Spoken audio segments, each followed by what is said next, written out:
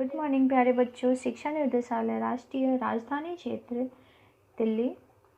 बेटा विषय विज्ञान है आपका, कार्यपत्रक 14। तिथि आज 18 नवंबर है। कक्षा 8वीं। विद्यार्थी यहाँ पर अपना नाम लिखें, यहाँ कक्षा अध्यापक का नाम लिखें। ठीक है। आज का जो आपका टॉपिक है वो है विस्थापन अभिक्रिया। विस्थापन अभिक्रिया क्या होती है?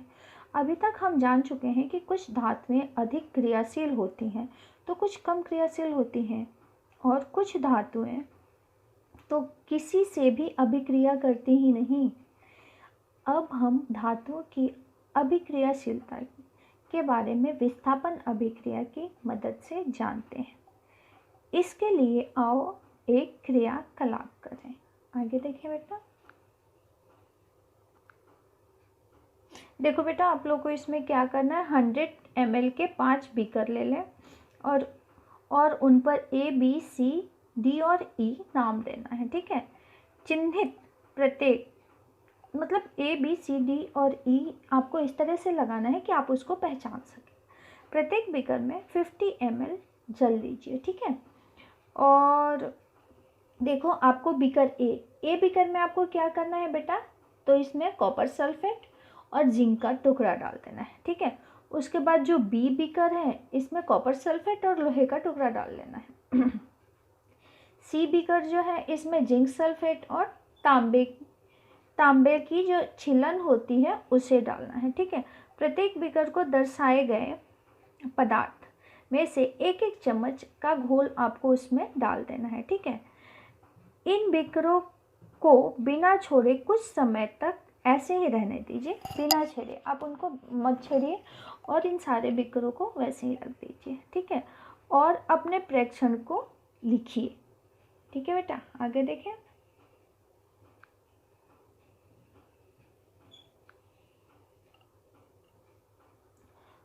अब किस तरह से आप देखो, अब आप ई जो है, ई बीकर है, इसमें आप जिंक सल्फेट के साथ लोहे की कील डाल सकते हैं। ठीक है। अब आगे देखिए आपको क्या ऑब्जर्वेशन क्या होता है। देखिए, देखो बेटा किस तरह से आपका ये आपने A, B, C, D और E किस तरह से आपका किस तरह से ये देखो, ये A में आपने कॉपर डाला था ना, तो जिंक और कॉपर, इसका कलर कैसे चेंज हो गया है। दूसरा जो है ये भी, इसका भी कलर चेंज हो गया है।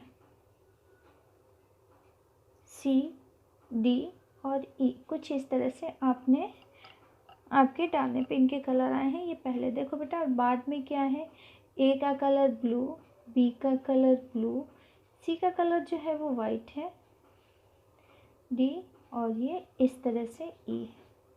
ठीक है। देखते हैं तो इस तरह इन लोगों ने किस तरह से, तो देखो आपको प्रेक्षण मिला है। तो A में जिंक कॉपर सल्फेट के विलयन में से कॉपर को विस्थापित कर देता है। ठीक है। A, इसी वजह से कॉपर सल्फेट का रंग जो है वो नीला अदृश्य हो जाता है, और बीकर के पेंदे पर कॉपर का भूरा पाउडर जो है वो जम जाता है, जो आप यहाँ देख सकते हैं। ठीक है। तो बीकर ए में रिएक्शन क्या हुआ है, देखिए आप लोग, copper sulphate plus zinc is equal to zinc sulphate plus copper, इस तरह से बनता है। अब आइए बेटा, अब हम लोग बी वाले बीकर में देखें, इसमें क्या हुआ है। बी वाले बीकर में देखो, बी में कॉपर सल्फेट प्लस लोहा, ये बना है आयरन सल्फेट और कॉपर।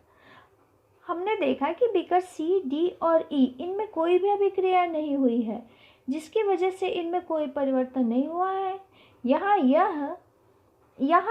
नियम यह है कि केवल अधिक अभिक्रियाशील धातु कम अभिक्रियाशील धातु को उसके जलीय विलयन में विस्थापित कर सकती है, लेकिन कम अभिक्रियाशील धातु अधिक क्रियाशील धातु को विस्थापित नहीं कर सकती। यानी जिंक ज़्यादा क्रियाशील है, फिर उससे कम है, उससे कम आयरन है, लोहा Fe, और सबसे कम जो फेरिक उससे कम है आपका कॉपर। ठीक है बेटा, अब देखिए आपके प्रश्न, हम आइए प्रश्नों के उत्तर करते हैं। देखिए बच्चों, पहला प्रश्न है आपका कि कॉपर विलयन और कॉपर का रंग कैसा होता है।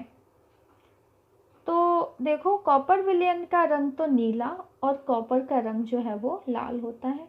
आइए मैं आपको पूरा आंसर दिखाती हूँ।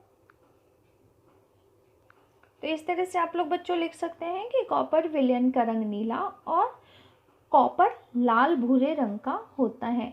अगला प्रश्न देखें बेटा,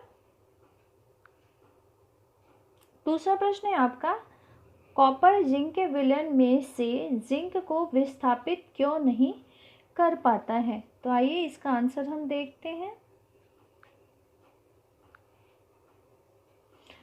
कॉपर जिंक के विलयन में से जिंक को विस्थापित नहीं कर पाता क्योंकि कॉपर जिंक की तुलना में कम अभिक्रियाशील होता है। अगला प्रश्न देखें। अगला प्रश्न है आपका कि जिंक आयरन कॉपर को अभिक्रियाशीलता में घटते क्रम में विस्थापित कीजिए। देखिए ये आपका ये रहा जिंक, क्या है बेटा, जिंक आयरन और कॉपर, ये रहा घटते क्रम में। ये आपका प्रश्न नंबर 3 का उत्तर। ठीक है, अब आपका अगला प्रश्न है प्रश्न नंबर 4, क्या होता है, क्या ये आप तीसरे प्रश्न का उत्तर यहीं पे लिख दें। ठीक है, अब अगला देखें, क्या होता है जब एक लोहे की कील को कॉपर सल्फेट के विलयन में रख दें। तो आइए देखते हैं हम इसका आंसर। जब लोहे की कील को कॉपर सल्फेट के विलयन में डुबाया जाता है तो विलयन का रंग जो है वो नीले रंग से हो बदलकर हरा रंग का हो जाता है, क्योंकि लोहा कॉपर की अपेक्षा अधिक सक्रिय धातु है। ठीक है बेटा, अगला प्रश्न देखें हम। अब है आपका 5वां प्रश्न, अभिक्रिया को पूर्ण कीजिए।